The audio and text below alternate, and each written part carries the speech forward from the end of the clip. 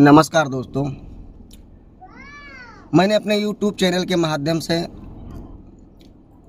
मैं अपनी बातों के द्वारा मैं उन मुद्दों की बात करना चाहता हूं जो कि इस देश में वास्तविकता में बहुत ही आवश्यक है। लेकिन शायद इन मुद्दों पे बात के लिए हमारी सरकारें ना सोचती हैं और ना सोचने पर विचार करती हैं, वो चाहे पक्ष हो चाहे विपक्ष हो। आज मैं कहते हैं कि इस देश जो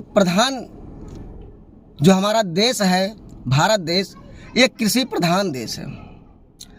और मैं उन्हीं किसानों की हित की बात या मुद्दे की बात करना चाहूँगा। आज हमारे देश के किसानों की यह हालत हो गई है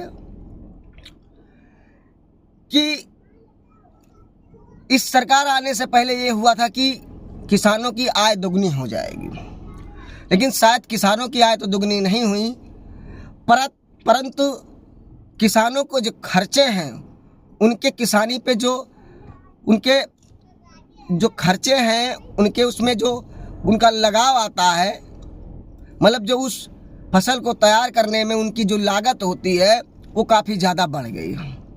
परंतु किसानों के फसलों का जो मूल्य है वो उनको नहीं मिल पाता है। जब तक किसान के पास है वो मिट्टी के भाव, जिससे उनके जो लागत लगती है उसकी भी पूर्ति नहीं हो पाती है। इसके तहत किसान टूट जाता है। वो अपने किसान के लिए हुए कर्ज को भी नहीं चुका पाता है। मैं अपनी जानी जाने में बता दूं, मैं बाराबंकी ज़िले का रहने वाला हूं। मुझे याद है कि कुछ साल पहले जो हमारे बाराबंकी ज़िले की एक बहुत ही खास फसल होती है जिसको पिपरमिंट के नाम से जाना जाता है। आज से काफ़ी साल पहले इस पिपरमिंट के तेल का भाव 2000 के ऊपर था। आज वह कंडीशन है कि यह तेल 1000 का भी भाव नहीं छू पाता है, लेकिन लागत उससे भी ज़्यादा कहीं हो रही है।